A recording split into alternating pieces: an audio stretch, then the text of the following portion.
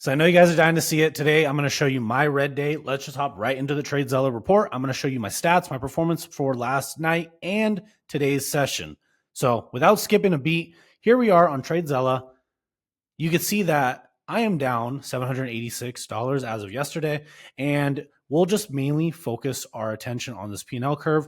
I want you to understand I'm taking a lot of executions primarily around specific areas, right? So it's not just random up, down, up, down, up, down.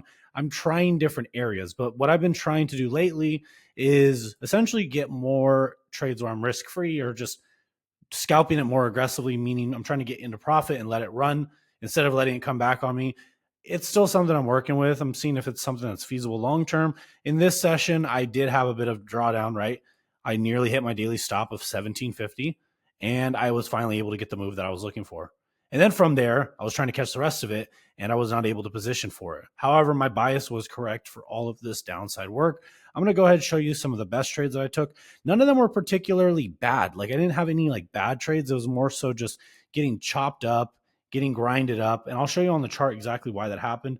But I was finally able to catch this trade right here. So it's not that I don't know what I'm doing. It's just that I'm simply doing too much. You know how that feels? You kind of know how to read the charts. You know what you're looking for, but you can't get positioned. That's how I felt last night. What we're looking at here is essentially going to be the Asia session. So all of this section right here is what we're looking at, right? So you have the open, sells, right? And then here you are. This is the VWAP projection. So I'm trying to get positioned all this time for the move down to here. If you watch my analysis video, and I'll go ahead and show you right here, we were looking for the inside day break. Right here, we see the downside targets would be down to here. We talked about it breaking in either direction.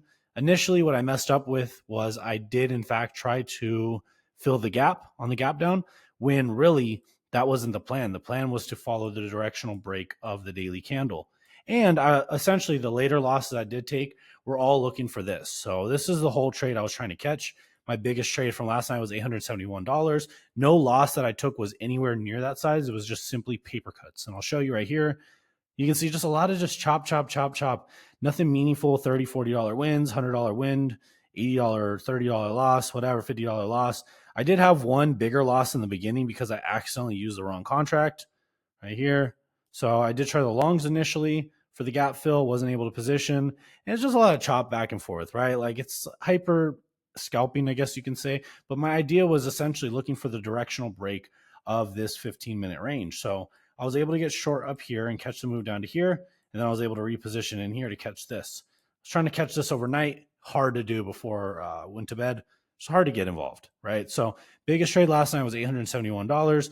I'll go ahead and show you right here. And you can see that in today's session, we had another similar thing where I was down a little bit, then I caught a big banger, and then just got chopped up trying to position at the extreme. So biggest trade for the day here was also $877. So it's not that again, it's not that I can't put on good trades. It's just that I'm taking too much damage in this market, and I need to just assess why it's going on because my bias was correct. I did try a couple longs here and there, but my conviction for these sessions that I'm showing you was mostly to the downside. This is that inside day break continuation. I gave back like $200-300 just trying to get position for the second leg, and ultimately I gave up. I just gave up. I got to my breaking point where I'm like, I don't want to do this no more. Just kind of exhausted from it, right? So like, you gotta understand a lot of what's going on with this market is there's a lot of wicks, a lot of volatility when you're trading on these lower time frames. So, you're positioned in here, then you see this, right? You try to get short here, it just wicks you out, wicks you out, wicks you out. I was trying to just get one of these like clean breaks, like where it's just like that. And I think I got wicked out like 3 times right here. And I was just like, not feeling it, not loving it, because my next target to the downside was going to be that 5150. And we did hit it like very easily. We hit 5150. So you can see, maybe we missed it. Oh yeah, we hit it right here. So I got about half of this move intraday. A big move. This is a massive move. Like most of you guys would be lucky to ever catch 35 points on ES. I know for many years I did not catch anything close to 35 points, and this was only half the move. So we're talking 100-point ranges on ES. It's volatile to say the least. We'll hop over to top one, show you the charts there. I was essentially looking to get positioned for this inside day break to the downside, expecting this to be a trend day based on my analysis, and I'll show you the stats here as well. You see up 2,600 on the account. So I gave back a little bit from my equity highs up here. As you can see, my equity high and P&L We're talking right there at 3,300. Now I'm at 26. So we're down about $600. It's not the end of the world. It could be better, could be worse. Show you the P&L. You see that most of my days are green, right? We have a couple red days and most of them are small. So the 670 is basically half of last week's profit, but we also have 4 more days of trading. What I'm going to be doing to adjust for this is simply what what I've been doing lately is I've been using a little more size and trying to have a tighter stop, and then being overly aggressive with the stop management. So what I'm probably going to do for now is dial back the size just a bit so I can have a wider stop, same net risk, but also allow for more market fluctuations, because I don't feel like my read was bad. I just feel like I was trying to get positioned with too much size. So when I have to take a step back and look at actually what is behind or what is motivating these actions, in a sense, it would be a little bit of greed, right? Because this idea, had it worked the way I needed it to, or the way that I envisioned it would, I would have made quite a bit more than, the being down. I would have been up a couple grand between the 2 days. It didn't give it to me all that easy.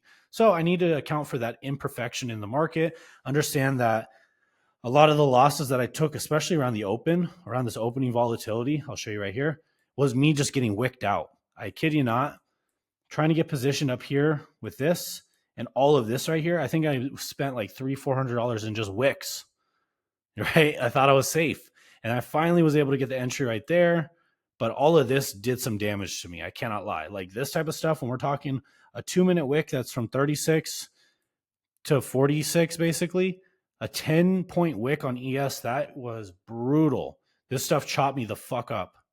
Excuse my French, but seriously, was not easy. However, trading isn't supposed to be easy, and I'm here to show you that it's okay to make mistakes. It's okay to be less than perfect, and ultimately, you're gonna do these things. I know for the longest time, I was very afraid of how like some things might come off, but at the end of the day, I'm simply sharing with you what I do.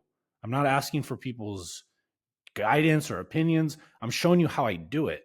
Whether or not I do it perfect or whether or not you do it different, that's great. Offer your advice, but I'm not asking. And that's typically what people do on the internet. They want to share what they do, and they don't want to accept the fact that people do things different than them. So what I'm showing you here, the reason I'm able to trade all of this stuff the way I am is simply just based on the fact that I have the drawdown for it. So if we go into my risk settings here on Project X right here, top one futures, you can see my risk is 1750 for the day. I locked this before the session starts, so there's no way that I'm going to go through and change this and kind of mess up my potential to be successful long term. Why do I choose that number? It's pretty simple. If you look at the 150K account, which I trade, that's $400 to get this with code DTA. You have a drawdown by default of 3750 as your daily loss limit. Up to 6K on the account, you can add on a no daily loss limit feature for an additional cost onto here, where you can risk up to 6K a day. But I don't feel the need to. I risk a little bit less than that. I do 1750, and sometimes I'll dial it back, but I generally leave it around there. I don't try to go above that. It just allows me to have the space to work back from any sort of drawdown, like you saw here. Give me the opportunity to try to dig myself out. I did an okay job at starting to dig out, but then it's just I couldn't get positioned for the rest of that move, and that happened 2 days in a row. It's kind of frustrating because price did eventually end up where I wanted it to go, down to these lows. Like, I mean, we've really kind of plummeted on this. This is beautiful. This is beautiful stuff. I really enjoyed the short that I was able to catch. However, I was looking for the remainder of this. This was a move that was expected. I expected something of this nature. The gap lower gave us this. I tried to trade to the gap fill, but then I was able to identify where the short was essentially valid, and then I took that. So was able to make back some of the profits. Obviously, not every day is going to be perfect. And sometimes I find that even if you can be aligned with your edge, be aligned with your trade idea, you might not execute the best. And one thing that I'm doing right now is I'm moving. So a lot of these trades I took yesterday were actually on my phone, which is something I don't like to do. So I'm in between offices. I have half my stuff in my other office, half my stuff here. And my lesson, or just point that I want to share with you guys, is when you're doing stuff in life that's potentially, just an added stress. Maybe you have birthdays coming up, maybe you're getting married, whatever. Take the time to kind of take a step back, because even though this didn't end up terrible for me, down 670 on the day, it doesn't really, what does that matter? Like, what's the difference, really? It's a couple trades, whatever. You're back to break even. You can't honestly expect this equity curve to be at all-time highs all the time. I mean, it's not too bad, right? Like we're going up, pull back, up, pull back. We're barely below that last swing point. Like, you know what I mean? We could just get right back to highs again and ultimately be smooth sailing. So, one thing I'm going to do is really be diligent about the trade setups and locations I'm taking with a little less risk. I think I'm good with the ideas. I think I'm just putting too much size and the volatility is a little too big for me right now. It's very, very, very whippy. I can't be super tight with the trail because I've gotten taken out of so many good trades because of that. So, just want to share those couple lessons with you. Hopefully you guys get some insight from this. Just understand that even though you have a red day down 670, doesn't mean that you have to be down for the month. I'm up $2,600 on the month. Got a handful of days longer. Maybe get this to $6,000, $7,000, whatever. Let's see what happens. So hopefully you learned something in today's video. Keep it simple, keep it safe, trade well, guys. If you enjoy this type of content, leave a like, and we will talk soon.